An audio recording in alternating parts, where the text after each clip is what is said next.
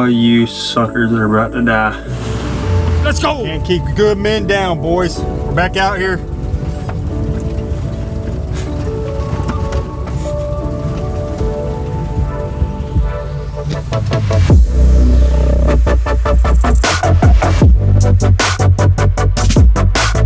Polaris won't crank. So, I mean, I kind of popped the hood, took a look. Don't see any loose connections or anything. Got power to it. But among other things, I'm not a mechanic. So, we're going to say a prayer.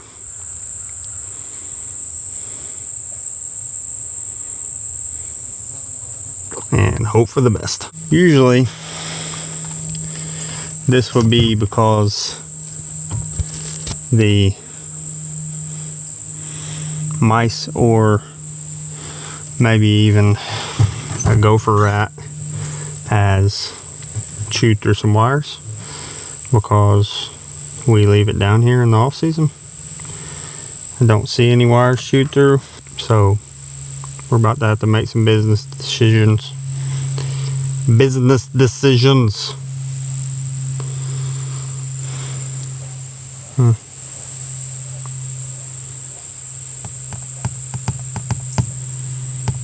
Good times.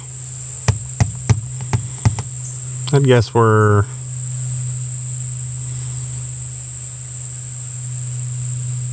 $1,200 yards from the cabin. Could be worse.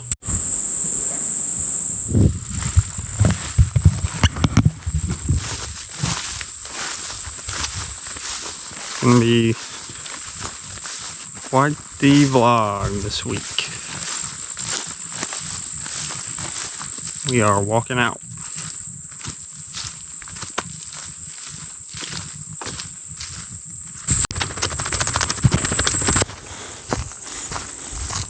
Oh man.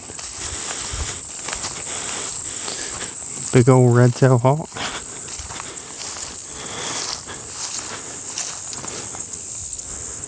That was cool. It's really random.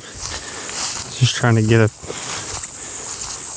video walking up on this field. And big old red-tailed hawk flew by. You might say, Matt, are you actually that excited to see a bird flying through a field? And I would say yes. I think it is awesome not only being out here in nature amongst all the whatever wildlife, but I think to a point we learn more about it, we have more experiences outdoors, and then we sort of become jaded to the little stuff, just, you know, the wonder of it all, I guess.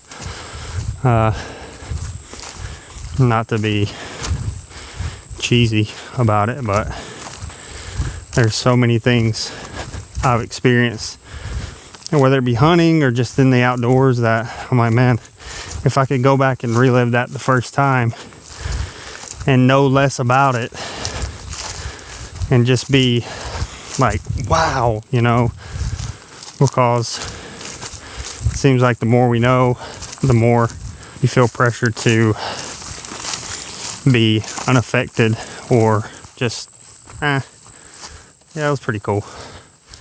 But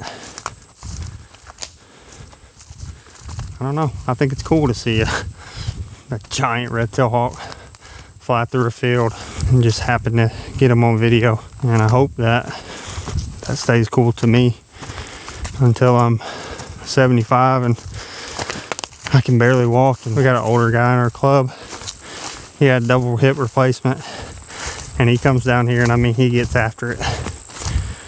He could have fixed that Polaris for sure. I don't know what's wrong with it, but whatever it is, Larry, or Lair Dog, as we affectionately refer to him as, he could have fixed it. Larry don't even shoot bucks anymore. I guess he's lived a life and he's happy with what he's killed, and I hope I'm doing anything when I'm Larry's age. He gets out, chases turkeys, chases deer, works his butt off in the off season when we're planting, bush hogging, gets in trouble for it. But I don't know. I just want to be out here, and I can't imagine it not being part of my life. So people like that really kind of inspire you to not take yourself too seriously and to allow yourself to be amazed with being out here. Hogs. Am I quite possibly searching harder to find positive things to think about as I make this journey? Probably so. We practice shooting. Hopefully you practice shooting the different weapons you're going to use during the season. But you can't really prepare for when everything goes wrong and you've blown it, or nothing went the way you expected it to. So that's what we're doing right now. Grit and perseverance are underrated, but we're working on them today, boys.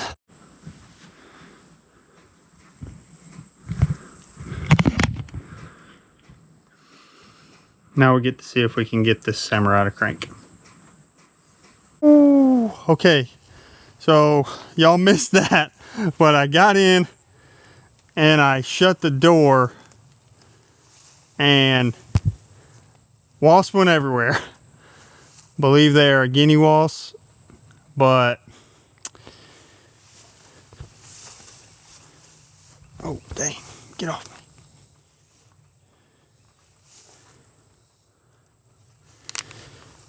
We're gonna have to address that first. Oh, dadgummit. Sorry. You got me in my back. Oh, dadgummit. Okay. Now I'm paranoid. I'm gonna get some spray.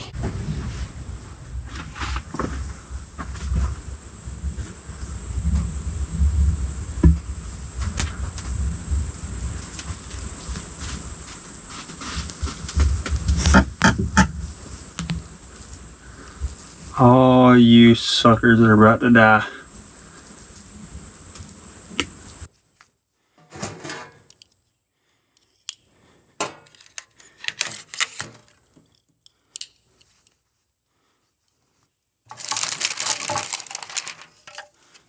Dual wielding.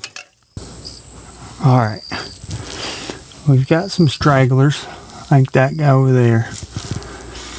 We are installing the kill cam.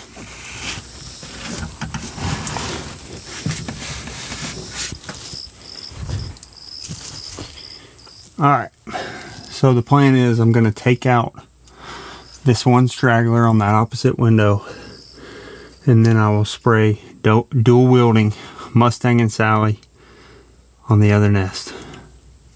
Here we go. All right, one down.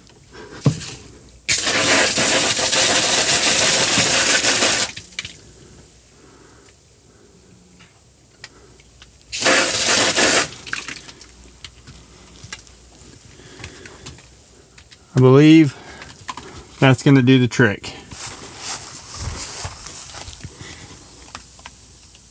Still got a couple flying in and around it.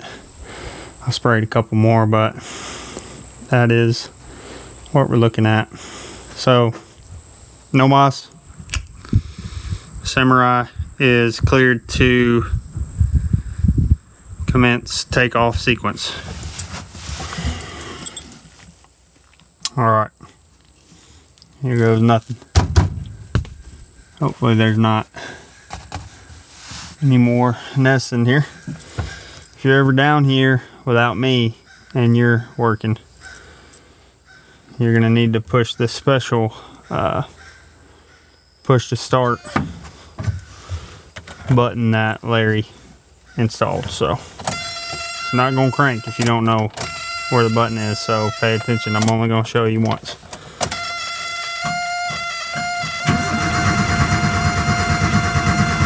Come on.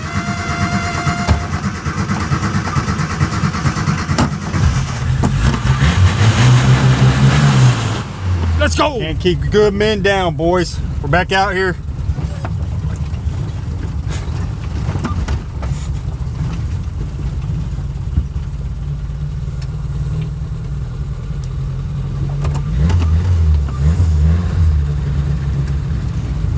Like I was saying, we're back out here.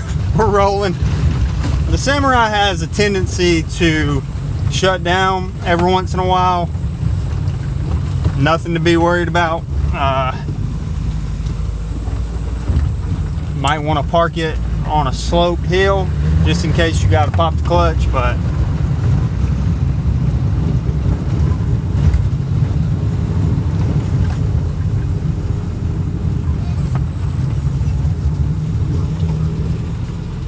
all right, come on now.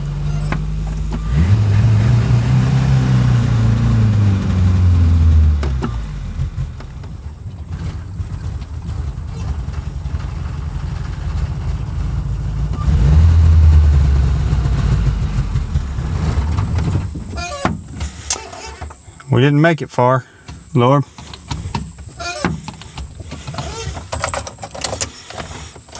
Help us out a little bit here.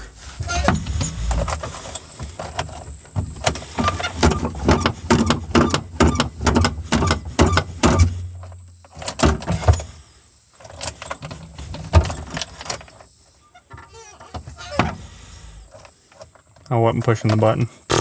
I just told y'all not to forget.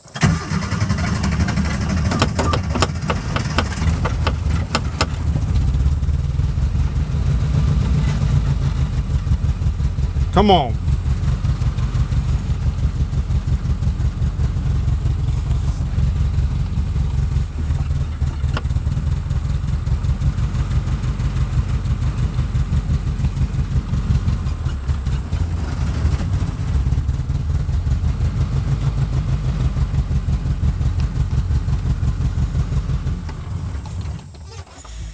I'll keep y'all posted.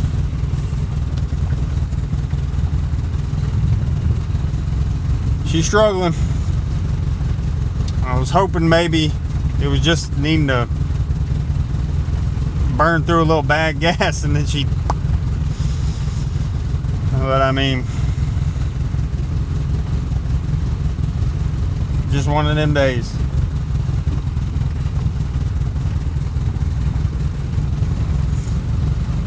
One of them days.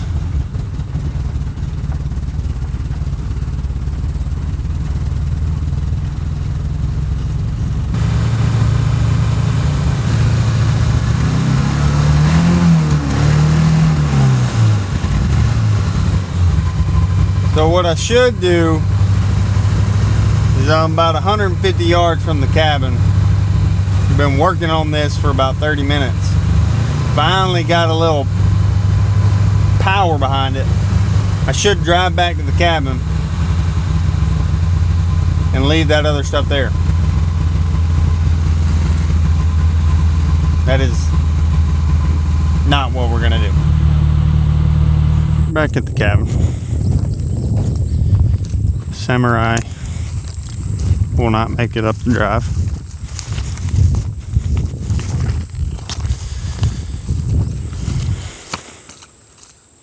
Running out of options. You cannot make this up. I go to try and crank the tractor, Jason's tractor, and there is a wasp nest down in the body of it. Last resort, I'm out of options. I got the battery on the tractor charging. I would really like for that to crank when I get back, so I can drag the Samurai up into the yard. But we're giving it a shot. We're gonna try the old beater, boys, and drive in there. We can't go everywhere, but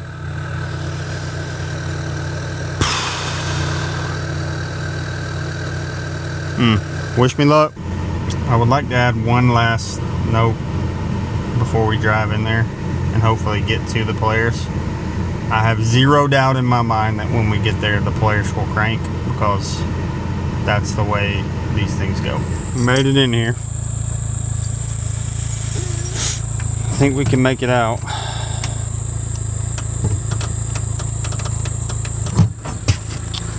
It does not crank. We are super close to that feeder.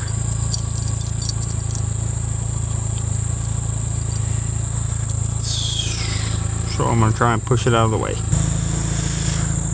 Y'all ever seen a Chevy Aveo tow a Polaris Ranger? Who out to?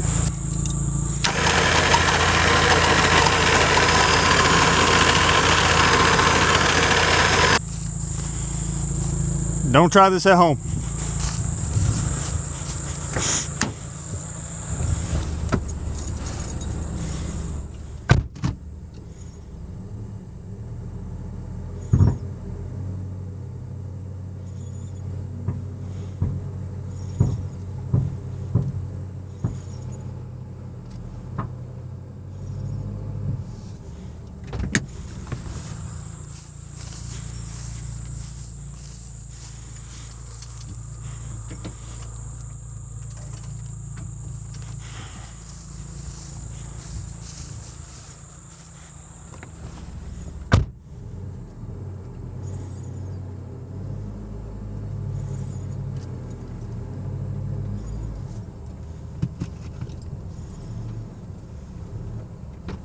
All right, so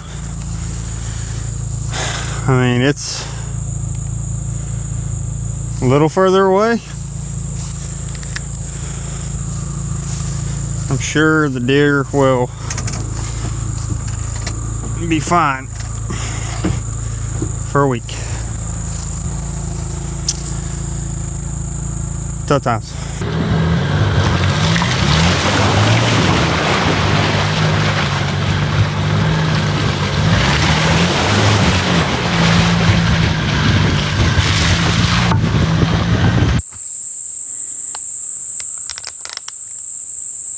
It's a no-go.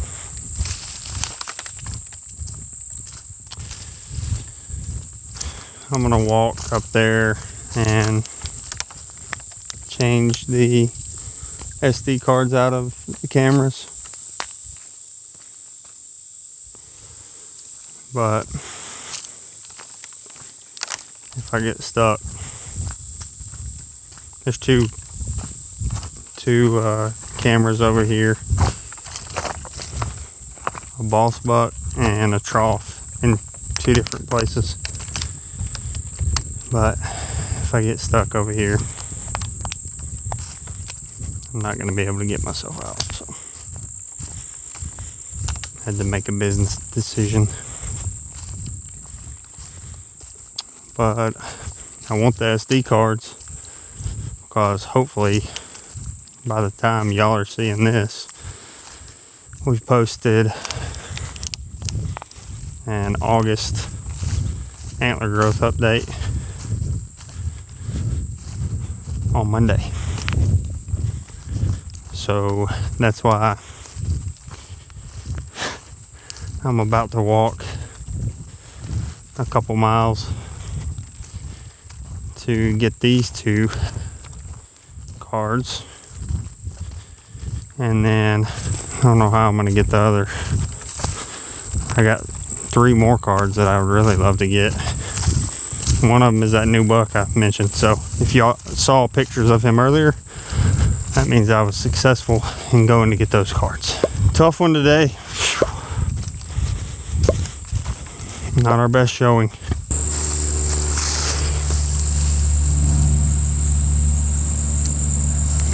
They're digging in that mineral lick. Bucks finishing off growing their antlers over the next 2 to 3 weeks where we're at, pulling different things that they need actually from their skeletal structure if they don't get it in the wild or in the wild naturally or from you and me. So there's debate on how much minerals actually benefit deer, but you look at the composition of their antlers and what they're actually made of, and also the way that they respond to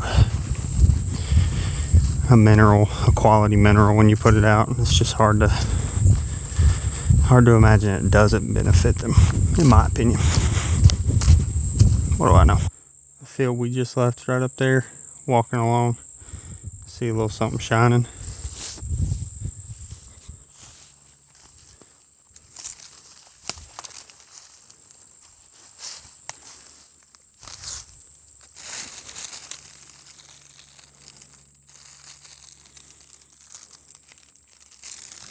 Balloon. I'm gonna leave it there. Anybody believe in the idea that if you can find balloons because of the way that the thermals are taking those balloons, you can find big bucks? Anybody in that camp? Anybody know somebody in that camp? I don't know if it's true or not. There was a very heavy deer trail right there though. So we'll leave it there.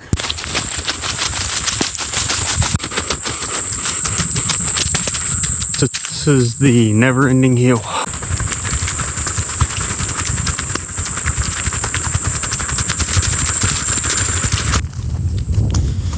I think we made the right call not driving the car. There were a few spots that definitely wouldn't have made it through. I don't think we would have. We'll never know. But while I was staying positive earlier, I'm at the point where, man, that's a big deer track. It's doubled step to step, but oh, there you go. But I'm at the point where it's like, this is not really that much fun anymore. I'm gonna drive to the other side of the property as far as I can and walk into, I really want to go into that one spot. I don't know how I'm going to get there. I may go around a different way and then I'll let y'all know how long I've walked after this.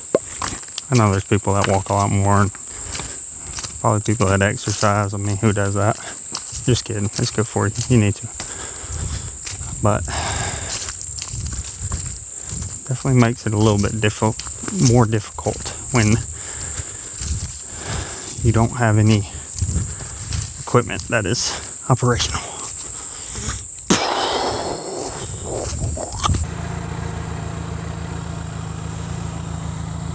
Look out now.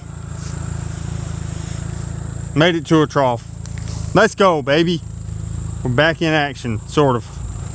A little sketchy, but the original plan for that car was to make it a hunting club vehicle. So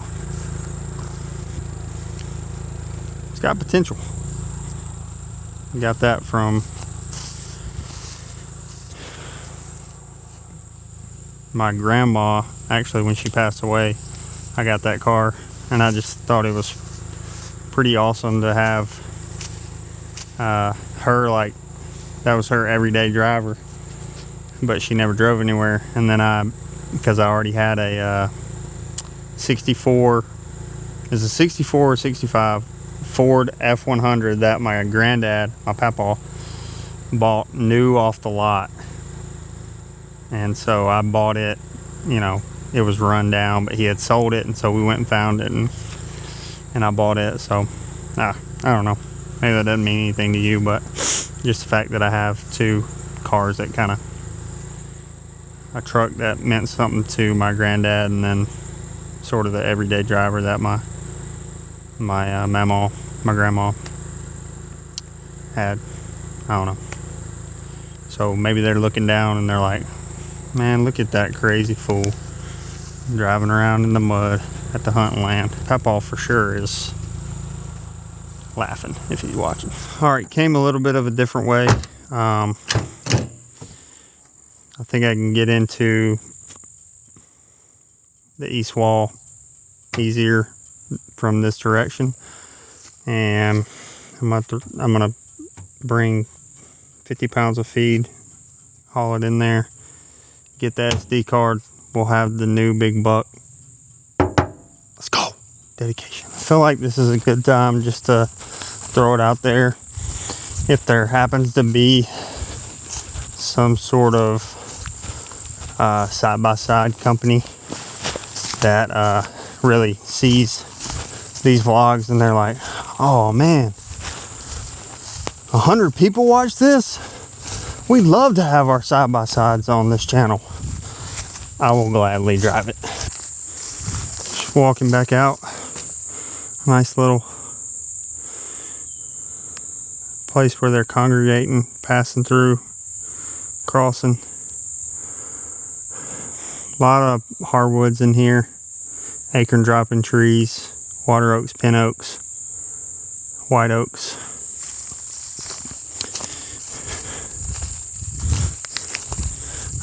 I know my dad's climbed in here before during early bow season, trying to get on them. There are heavy trails in here. Alright, we're walking back out. If I called this a shortcut earlier, I apologize for that mischaracterization. We're getting there.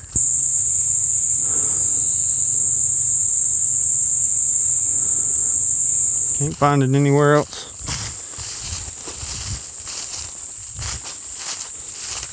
Just gotta get out there in it.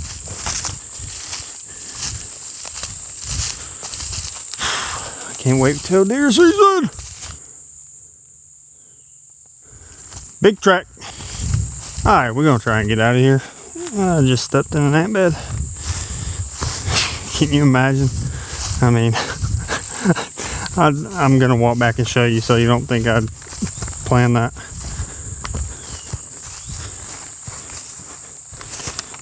Well, dang. Felt like an ant bed. And it wasn't, so now I look extra stupid. If you made it this far, I appreciate you extra. It's been a long day. And I could have done it without you, but wouldn't have wanted to, you know what I'm saying?